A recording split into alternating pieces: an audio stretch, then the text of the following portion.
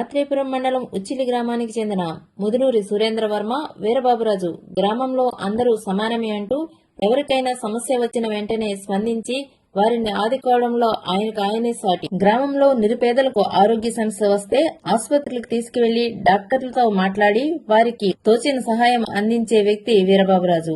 ఈ నెల 9వ తేదీ ఆయన కుమారుడు సాకేత్ వర్మ ఉపనయన వేడుకల్లో ప్రత్యేకమైన వంటకాలతో అందించిన విందు భోజనాలు హైలైట్ గా నిలిచాయి.